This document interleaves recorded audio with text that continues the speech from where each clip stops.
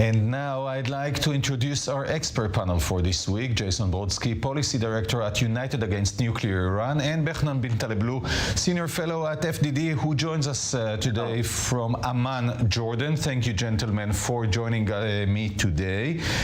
So, Jason, we'll start with you. We hear that Iran announced that it has started to enrich uranium to 60% in Fordo.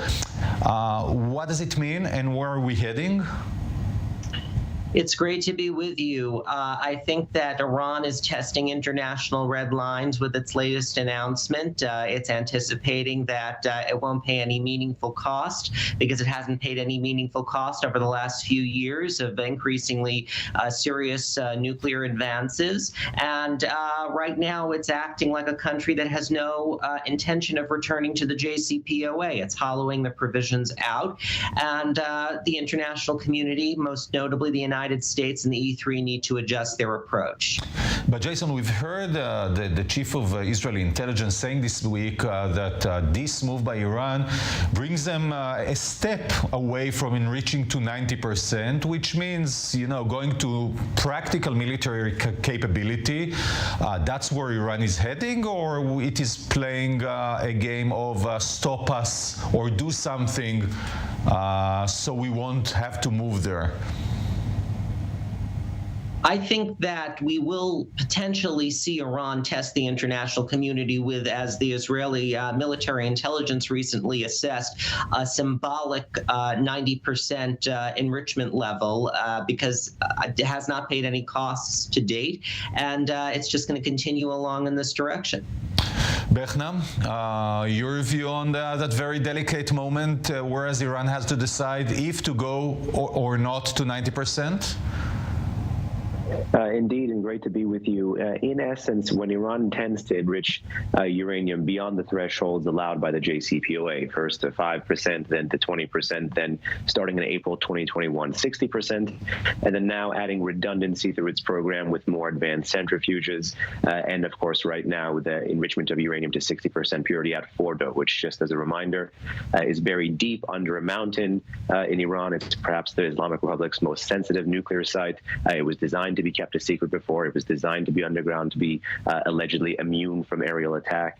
And ultimately, while the regime's previous enrichment threats and enrichment escalatory games was designed to win sanctions relief, we can't deny something here as well, that the regime is also seeking new nuclear knowledge, learning how to enrich to this level, putting it, arraying it in different cascades, storing it, as well as learning what the West's reaction will be, pocketing those concessions, and preparing itself potentially to become, in the very short-term future, I think, a potential nuclear weapons threshold state, as well as learn about potential breakout capabilities, as well as foreign responses. So there is going to be critical knowledge gained here about its own capabilities and about other actors' red lines that is irreversible, regardless of what happens with the fate of the nuclear deal. Yes, but Behnan, looking at the current situation, do you anticipate that Iran will go forward and test the world by enriching to 90%, even a small portion, just to do it, or it will remain, you know, with the cry wolf game?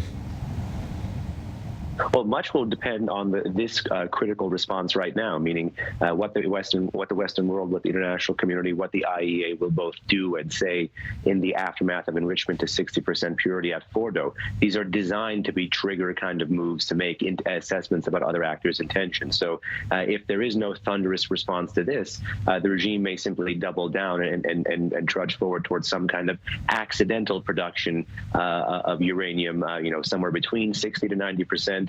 Or produce it very quickly and then you know, claim to downblend it. The regime has several escalatory options here, but overall it'll be based on what the Western world and international community's response will be to this development that may or may not set the predicate for the next one. Yes. So Jason, back to you. You know, you said earlier that Iran doesn't seem to be very impressed by the West. My words to what you've been saying. It seems like that, you know, enriching uranium to 60%, possibly to 90%, using IR6 centrifuges, all of that against all agreements shows that the world is very weak, the world meaning the West, very weak when it comes to counter Iran, practically nowadays when Iran is collaborating openly with Russia in Ukraine.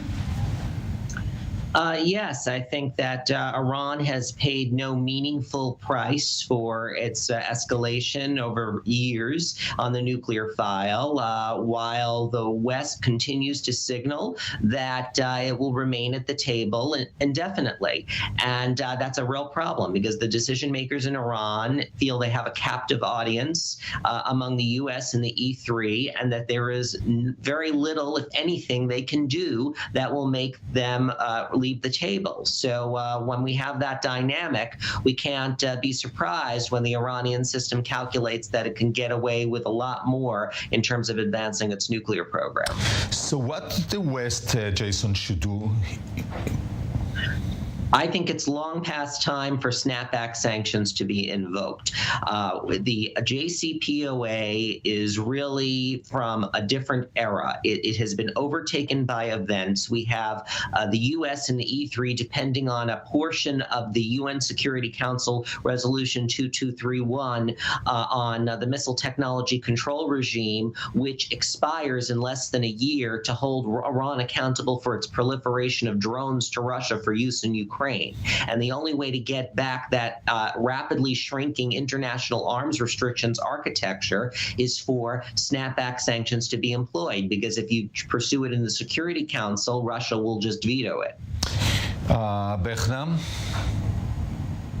Yeah, I'd strongly second that. And if anything, the invocation of the snapback mechanism in the UN, which if we don't do now, by the way, will expire in 2025. And that's also part of Iran's escalatory game. It's to run out the clock and make sure the West's diplomatic and political and economic options narrow as its own diplomatic and political, economic, and even military options grow over time. And one way to do that is to run the clock and prevent the international community from triggering the snapback mechanism.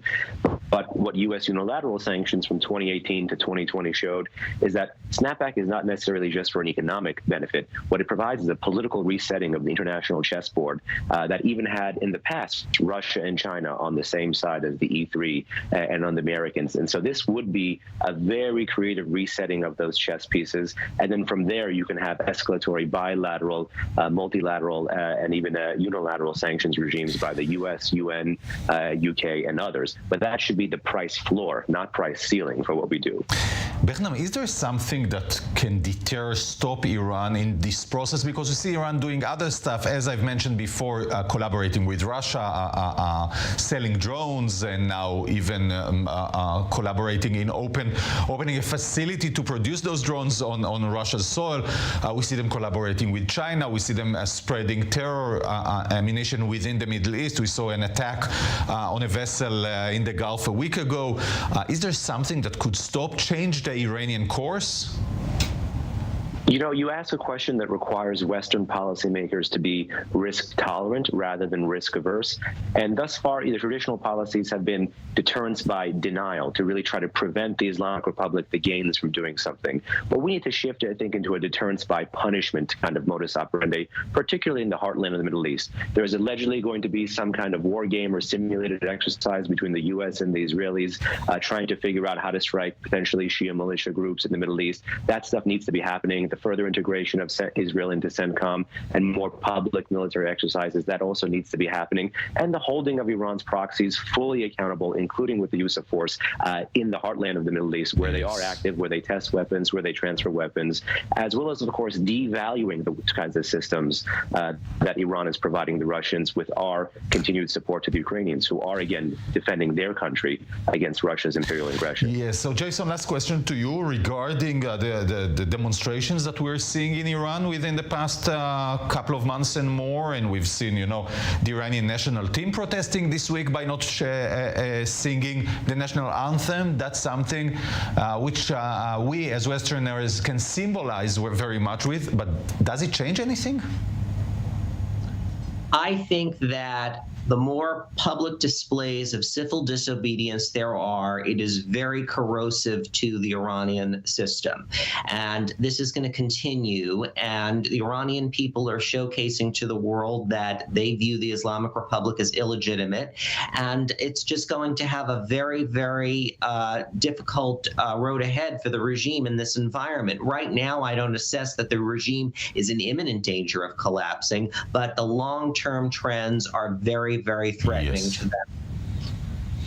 So Jason Brodsky and Behnam Ben Taleblu, thank you so much, gentlemen, both for joining us today.